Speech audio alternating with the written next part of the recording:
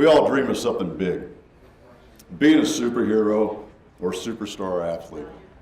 I dreamed of throwing the winning touchdown in the Super Bowl, of hitting the walk-off home run in the bottom of the ninth, 2 outs in Game 7 of the World Series. I even dreamed of being that kid who uses superhuman strength to capture the burglar who broke into the house. Yeah, just like the kid in the movie A Christmas Story. All of these would have been obvious tests and public results that I was a badass, a superhero. But as I grew, I realized that with my God-given talents, I wasn't going to be a superstar athlete or a superhero. Something else had to become my reality. I grew up in the shadow of a strategic air command base. And we were still fighting the Cold War. And every day, massive B-52s and fighter bombers flew over our house with the mission to bomb targets in the Soviet Union and protect our freedom from the evil Soviet Empire. And I began to think, how cool would that be? I won't be the hero of the Super Bowl or the hero of the World Series. I'd be a hero of our nation. I wanted to be a fighter pilot, the best in the Air Force. Late my freshman year in high school, I decided to tell my dad what I wanted to be when I grew up. You see, my dad designed and built those fighter jets. There was nobody better for me to talk to about what it would take for me to become a fighter pilot.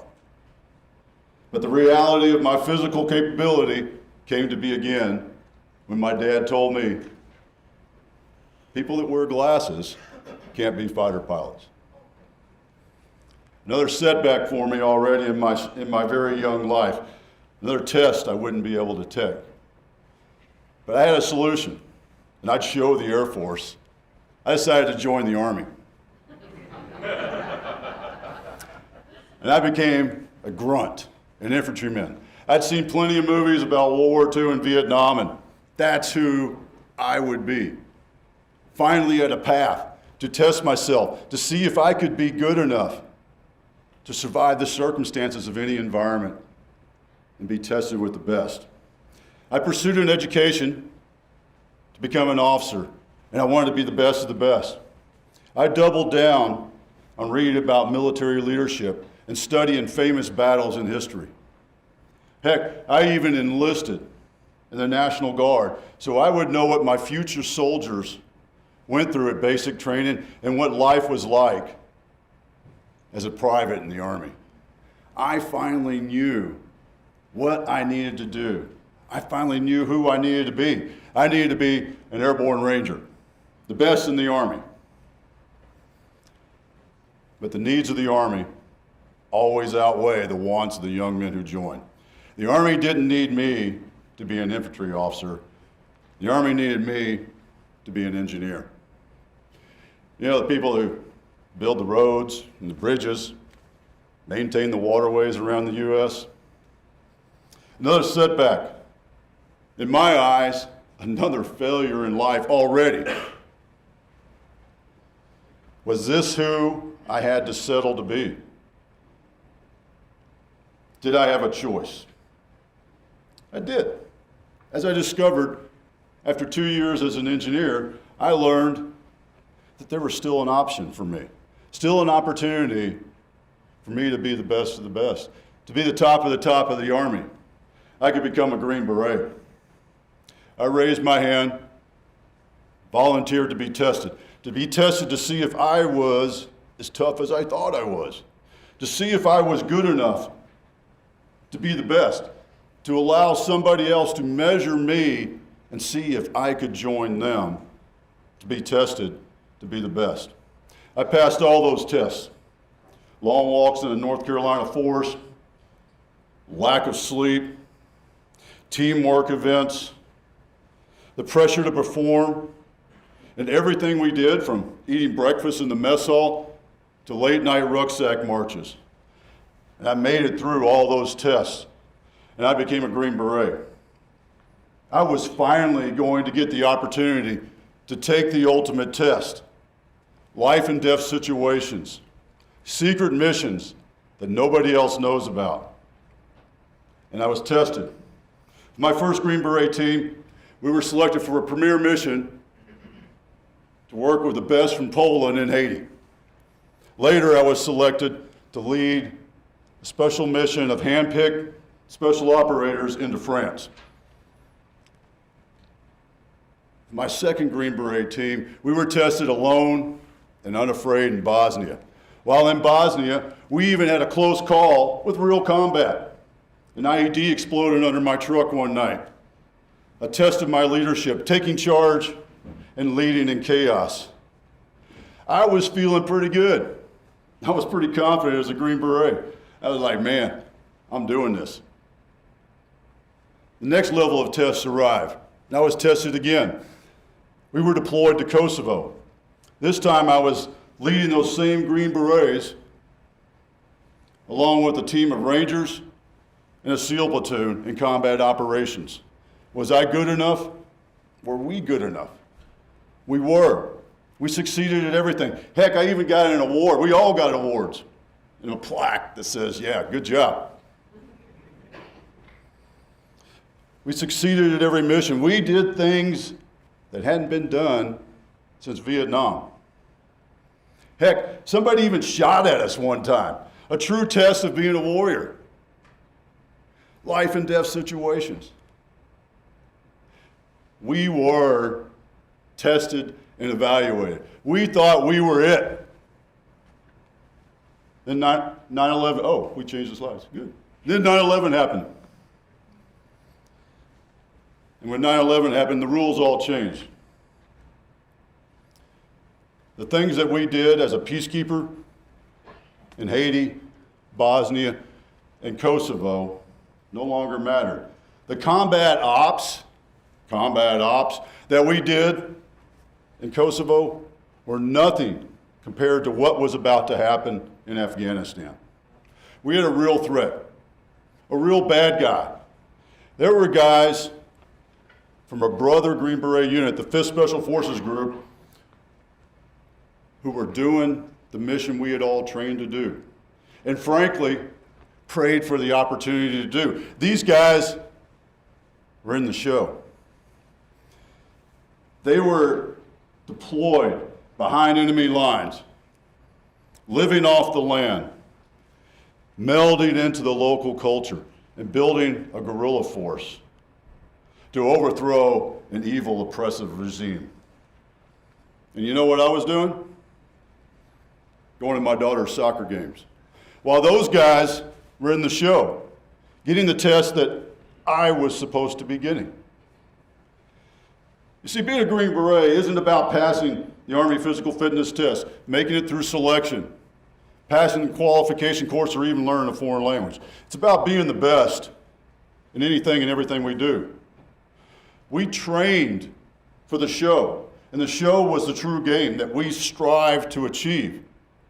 That secret mission behind enemy lines that these other guys were doing, not us.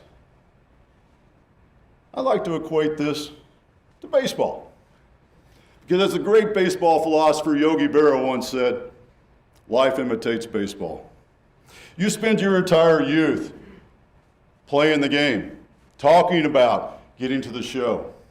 You practice, you're evaluated, you're judged, you compare yourself, and then you get drafted into the league, and the game all changes. You finally have the opportunity to get to the bigs and be part of the show. But you don't control that. The general managers and the managers control who moves up and who moves down. All you can do as a player is be the best player you can in every moment you get. We were no different as Green Berets. We trained, we practiced, we strived, we craved that opportunity to get to the show. We spent 10 years doing all these missions, and now somebody else was getting tested and getting to prove themselves in the show, not us. So is this Was I no longer the warrior that I thought I was? Were we no longer capable of being the warriors we thought we were? We challenged ourselves and moved forward. We struggled through it. We had to come to terms with it. We were tested and felt left out. Was this the last test? Was this the last opportunity that we would have to prove that we were a warrior? Were we less warriors? Was I less of a warrior because I didn't get that opportunity to take the ultimate test? We struggled with that. But I tell you this, that's not my truth. I know that my Green Berets, we could have succeeded at any mission. Hell, I know I could do it right now. My body won't cooperate, though. How do I know this? With the truth that I am a leader of warriors. It's because there's only one person great in your life, and that is you. You are the only one who can determine what your performance was like. No one else can decide it for you. You see, this was instilled in me very early on in my career as a Green Beret. During selection and qualification course, every test that was given to us was administered with the standard, do the best you can. Nothing else. No scorecards, no minimums, no maximums, no scoreboard, no goalpost. Only the one standard, do the best you can. As Green Berets, we strive for that, not just in selection and the qualification course, but every day. Very early in my Army career, I was taught that I am the judge of my performance. I decide whether or not I performed as I should have, whether or not I cut a corner. As I reflect back on my life, my career as a Green Beret, I may not have gotten to do the secret mission behind enemy lines on horseback to create a guerrilla force and overthrow an evil regime that Hollywood made a movie about. But I know I always did my best. I always strived to achieve it. I know that I am the only judge of how I performed. I am the only one who knows if I spent quality time with my family. I am the only one who knows if I'm 100% engaged in a conversation or distracted. It is up to me to measure my performance. Whether somebody's shooting at me, I'm at my daughter's soccer game or son's rugby or hockey game. When we spend our lives worrying about the judgment of others, of our performance, we cannot become who we are supposed to become. When we cannot become who we are supposed to become, we cannot be successful. We cannot be happy. Because our happiness rests on others' judgments of who we think they think we are. When we crave the show and think about the show, someone else is grading us. We limit ourselves. If we don't focus on who we are, we can't be successful. If we worry about the grading of somebody else of who we are, we can no longer pursue our purpose in life. You are the only evaluator of your life that truly matters. No one else can tell you how you perform. Thank you.